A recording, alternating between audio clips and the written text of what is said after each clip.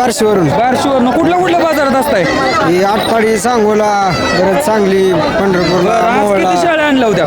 आज 5 आणल्या होत्या. विक्री 2 विकले त्यात. 2 विकले ते 3 राहिले ते. राहिले. आता ह्या 3च्या मागे काय काय आहे? तुमच्या मागे हिला 3 पाठी द्या, तिला 2 द्या, हिला बोकडा 2. 3 पाटी एका शेळीच्या मागे? तीन पाटी. म्हणजे ह्या उस्मानाबादीला 2-3 पिल्लं 3 पिल्लं होते. होत्या ती. तर आता काय किंमत सांगता या 3 पाटीवाल्याची? या 3 पाठीवालीची 27,000 सांगितले. ओके, मागणी कितीपर्यंत होती? मागणी होती 22-21 पर्यंत. 20ला वगैरे नाही होणार का? नाही 20ला नाही होणार. 20ला नाही म्हणजे तुम्हाला परवडत नाही.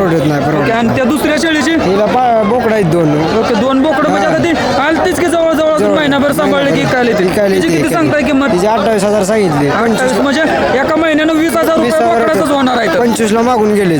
ओके, आणि तुम्ही 28 सांगितले म्हणजे 26-26.5 आले की तुम्ही देऊन टाकणार आहे. तुमचा मोबाईल नंबर आमच्या बघणाऱ्यांना सांगा. 90 22 11 27 34. ओके मित्रांनो, तुम्ही बघू शकत असाल उस्मानाबादी जातीच्या शेळ्या. आता ही शेळी आहे, याची किंमत ते किती सांगताय? 22,000 सांगताय. आणि सोबत त्याच्या खाली 3 पाटी आहेत. त्या अजून 1 महिना सांभाळलं तर ह्या पाटीचंच 30,000 रुपये होणार आहेत. म्हणजे शेळीला गरीबाची गाय म्हणलं जातं. जर गाय घ्यायची म्हणलं तर लाखांना रुपये लागतात, परंतु 20-30 हजारापासून तुम्ही हे स्टार्टअप नक्कीच करू शकता.